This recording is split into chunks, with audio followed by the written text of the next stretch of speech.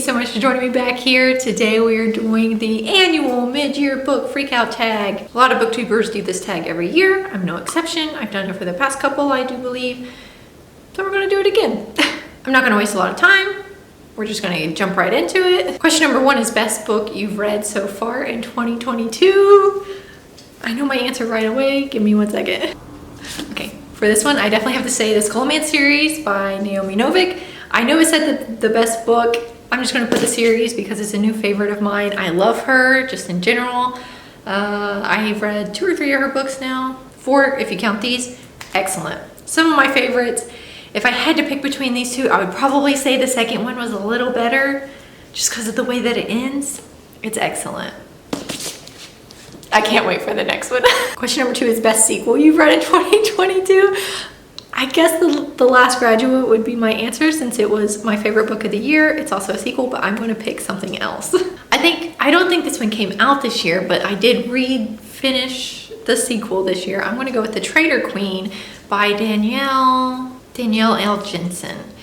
This is the part 2 to the Bridge Kingdom series duology. It's a duology, but there's also another one coming out, but I think it deals with other characters. That's besides the point.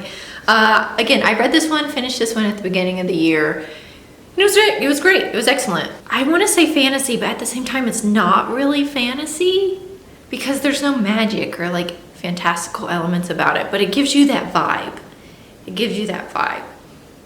I don't want to spoil it because it is a sequel, but it's good. Go check out the whole duology. It's great. Question number 3 is new release you haven't read yet but want to. I have 2 answers for this that I'm going to talk about, I guess. First up, I want to put House of Sky and Breath. Is that the name of it? Crescent City 2. Crescent City 2. I want to read that one. I read Crescent City 1 a couple weeks ago. About a month ago now, I guess. The ending was nuts. So I want to get to this one soon. I think my Hold on Libby is actually here. I just need to check it out and read it, but I have some other stuff I want to get to first. And then I also have another book. I also want to read Book Lovers by Emily Henry.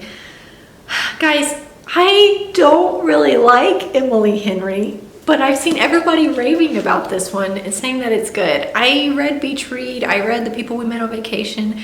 Didn't really care much for either one of those. So this is kind of my last hurrah, my last chance for her to see if maybe those 2 books just weren't for me or if Emily just in general as an author is not for me. So I plan on doing a reading vlog on this one soon, by the end of the year. Question number 4, I'm gonna have a repeat. Question number 4, most anticipated release for 2022 is gonna be the last book. What is it called? The Golden Enclaves. The Golden Enclaves, which is the conclusion, the 3rd book in this trilogy. I do believe it's only going to be a trilogy. So excited, so excited. I read this year, a couple months ago, March maybe? March.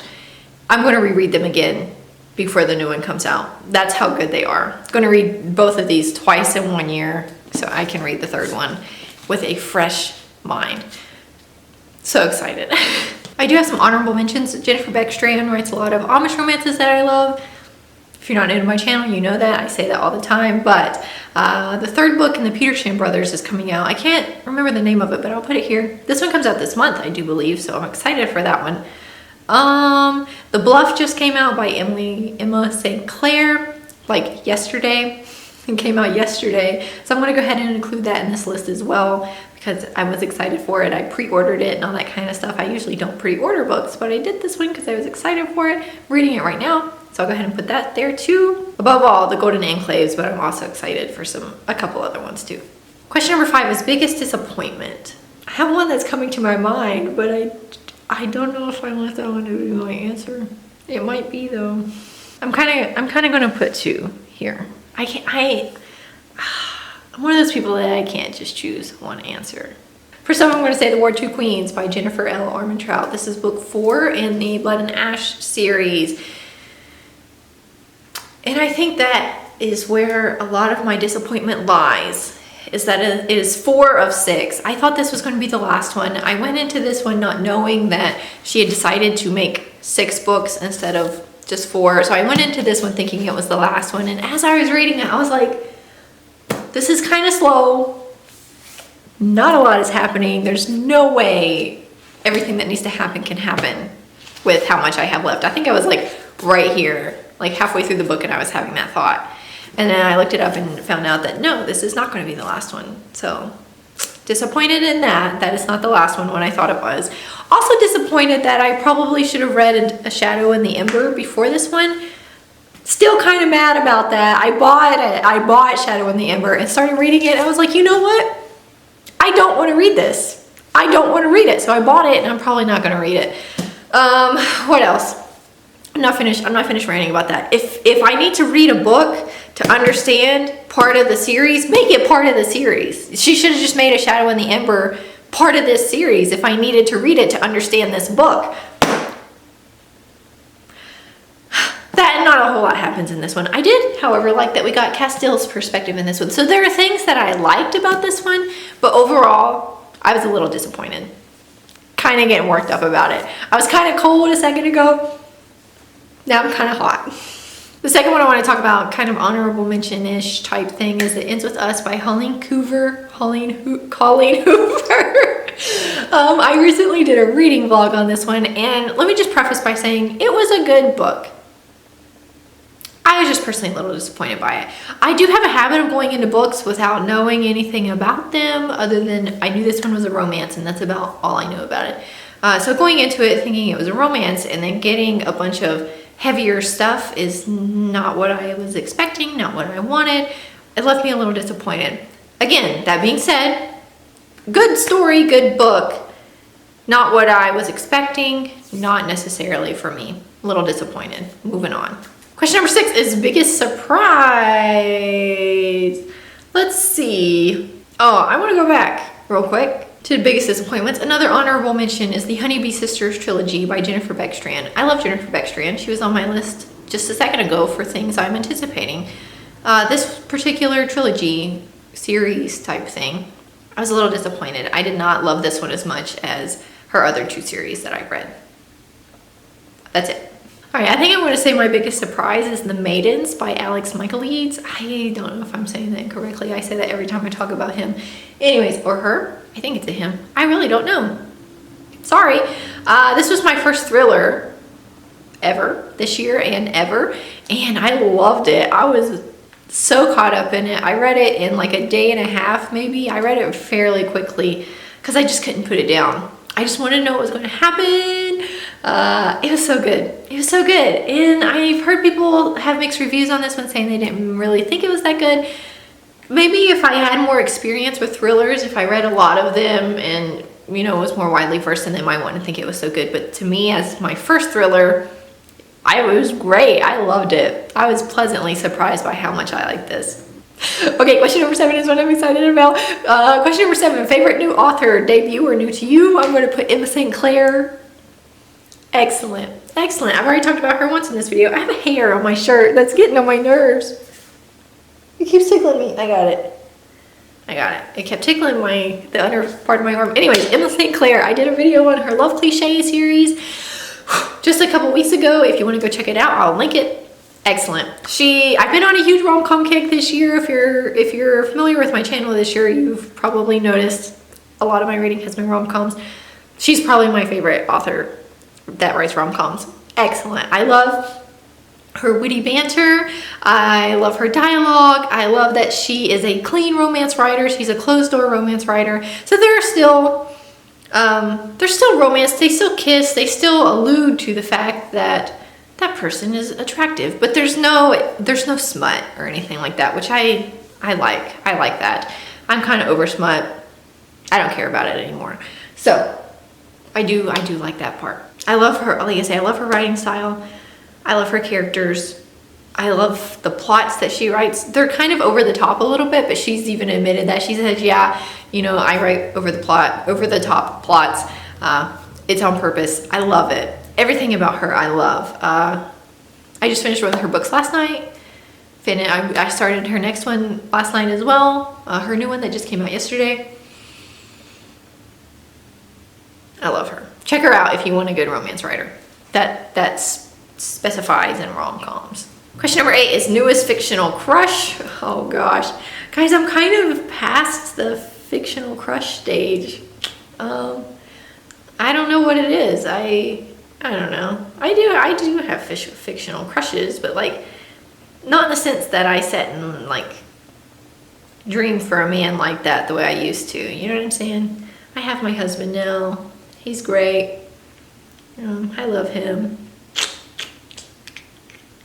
I low-key like Kale from Throne of Glass, but he's not new to me. I'm gonna go with another Emma St. Clair. I just finished the buy-in by Emma St. Clair. Patrick. Patrick is a good guy. He reminds me a lot of my husband. He's kind of goofy. He's kind of quirky and silly. Yeah, I'm gonna say Patrick. He reminds me a lot of my husband. Newest favorite character. All right, all right. I'm sorry. I know you're gonna get tired of hearing about this. Probably Galadriel from, not Gal. I'm sorry. Elle is what they call her. Elle from the Scholomance series. Excellent. Her name is Galadriel, and one of the characters accidentally calls her Gal at one point. She's like, that's not my name. People call me Elle. Elle. She's excellent. She's funny in a not funny way. She's not trying to be funny, but I think she's funny. She's quirky. She's sarcastic, very sarcastic, kind of grumpy. It's if you had like the grumpy, surly, typical bad boy, but in female form. I love her. She's also a total softie at heart. Love it. Question number 10, book that made you cry. I don't really cry over books, but guys, I'm sorry. I can't lie. The Last Graduate almost made me cry. The way this one ends, I thought about this one for days after I finished it, to the point where I was telling my husband, I was like, you need to read this one. I need to talk to somebody about this book.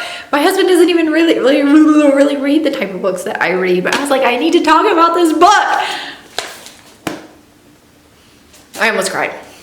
I didn't cry because I don't really cry, but I'm still sitting here thinking about it. I'm lost in the sauce. Anyways. So good. Almost made me cry. We're almost done. Sorry, I've been looking down at my phone a lot in this video. I'm sorry. Book that made you happy. Let's pick a different one. Automatically my mind goes to Emma St. Clair, but I'm going to pick a different one for this answer because I don't want to be redundant. Let's see. All right, here we go. The Romance Book Club by Lisa K. Adams. That's what I'm thinking of. These made me so happy. Made me laugh out loud.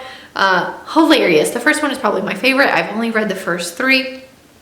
Do plan on continuing on with the series. I listen to these as audiobooks, and I'm kind of waiting for my library to get the other ones in as audiobooks because they were read by a male narrator, which I really enjoyed. So I would really rather read the rest of them as an audiobook, but that's besides the point. These made me happy. They were hilarious. The Cheat Sheet by Sarah Adams. Is that who wrote that book? I think so. If not, I apologize. That one also made me laugh out loud. Funny, clean romance. The Romance Book Club is not really a clean romance. Some stuff happens in some of them, but it's not anything like explicit. The Cheat Sheet is a clean romance. Both of them super good, made me happy, made me laugh, loved them. Question number 12, most beautiful book you've bought this year. I want to say the Scholomance series again because they are beautiful and I did buy them this year. I'm trying to think of any other books I bought this year. I did buy From Blood and Ash, not From Blood and Ash, House of Earth and Blood. I did buy that one. I do think the cover of that one's pretty. I bought the Kindle copy version though. All right, I guess I'm gonna go with that then. I don't really buy a whole lot of books. I read a lot digitally. So either these, I think they are pretty, specifically this one. I like green, like this hunter green color I do like. Or House of Earth and Blood. I think it's a pretty cover. One of those, pretty. All right, last question, question number 13. What books do you need to read by the end of the year? I am currently in the middle of 2 series that I want to finish. One of my goals this year was to finish the Illuminae Files trilogy. I think there's only 3.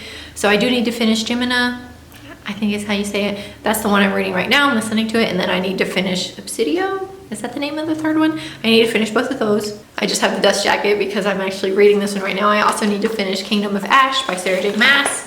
Last book in the Throne of Glass series. Guys, I'm loving this.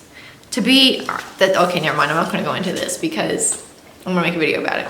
I'm loving the series though, so I need to finish this one. Last one, almost done. What else do I need to finish? Of course, I'm going to read the Golden Enclaves, the last book of the Scholomance when it comes out. I'm currently reading The Bluff by Emma St. Clair. I'm gonna finish that one. I know there's some more. I do want to read Book Lovers. Are there any ones I need to finish other than that? I would like to finish the Lord of the Rings series. I'm on the second one. I read the Fellowship of the Ring earlier this year. I'm currently listening to, what is it, The Two Towers. I need to read Return of the King. I would like to finish those before the year ends as well. So I do have a lot of things kind of on my radar, but really the three things I need to finish are the Illuminae, Glass, and the Skullman's. Those are the ones I need to finish this year in terms of my personal goals. I think that's it though. Thank you guys so much for watching this video. If you liked it, be sure to subscribe down below and leave a comment. Let me know some of your answers to these questions. Let me know if you did this tag yourself and I will come check it out. You guys are awesome. I'm so thankful for you. And we will be back here next time, guys. See ya.